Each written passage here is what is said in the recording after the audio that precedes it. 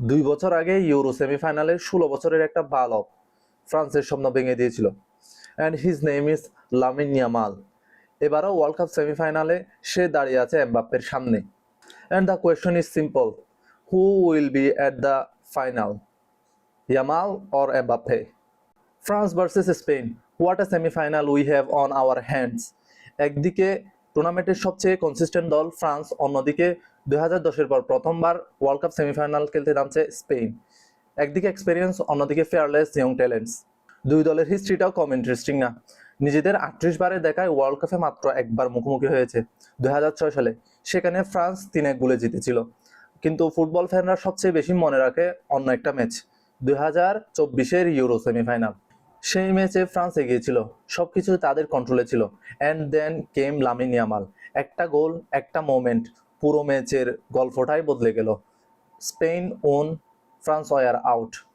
আর আমার মনে হয় না ফ্রান্স সে রাতটা ভুলে গেছে, বিশেষ করে এমবাপ্পে। কারণ ফুটবলে মেমোরি অনেক ছোট হয়, কিন্তু সেমিফাইনাল হার্ট ব্রেক সেগুলো অনেক দিন মনে থাকে। ফর্মের কথা বললে ফ্রান্স এবারের ওয়ার্ল্ড কাপে absolutely brilliant. 6 matches, 6 wins. World cup knockout স্টেজে এখন পর্যন্ত তারা কোনো গোলই কনসিড করেনি। সুইডেন ট্রাই করেছে, প্যারাগুয়ে ট্রাই করেছে, মরক্কো ট্রাই করেছে, no one could break them.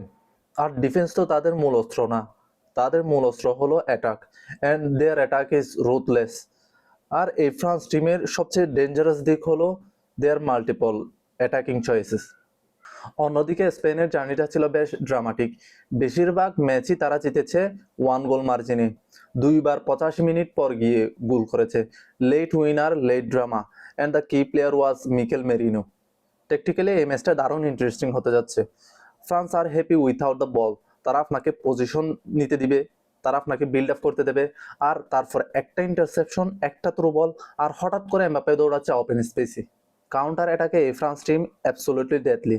এক পাশে এমবাপ্পে, অন্য পাশে দেম্বেলে, মাঝখানে অলিসে। ট্রানজিশন ফুটবলে তাদের মতো ডেঞ্জারাস টিম খুব কমই আছে। স্পেনের ফিলোসফি পুরো উল্টো।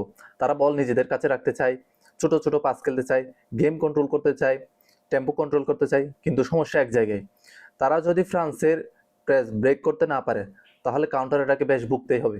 আমার কাছে মনে হয় মিডফিল্ড ব্যাটেলটাই এই ম্যাচের কি পয়েন্ট। কে গেম কন্ট্রোল করবে, কে টেম্পো ডিকটেট করবে, সম্ভবত এখানেই নির্ধারিত হতে যাচ্ছে ফাইনালের টিকিট। আর এখন আসি সেই ব্যাটেলে, যে ব্যাটেলের জন্য পুরো ফুটবল ওয়ার্ল্ড অপেক্ষা করছে। Mbappe versus Yamal, El Clasico rivalry at the world cup semifinal, pure cinema. Mbappe এখন অবিশ্বাস্য ফর্মে, 8 গোল, 3 অ্যাসিস্ট। প্রতি ম্যাচেই মনে হচ্ছে নতুন স্পেশাল কিছু আসতে চলেছে। He looks unstoppable right now. অন্যদিকে লামিন ইয়ামাল এই টুর্নামেন্টে ইউরোর মতন এক্সপ্লোসিভ ছিল না। সৌদির এগেনস্টে গোল করেছে, কিছু ব্রিলিয়েন্ট মোমেন্ট ছিল, কিন্তু সবাই জানে big stage is where Lamine shines. আর ফ্রান্স সেটা আগেও দেখেছে।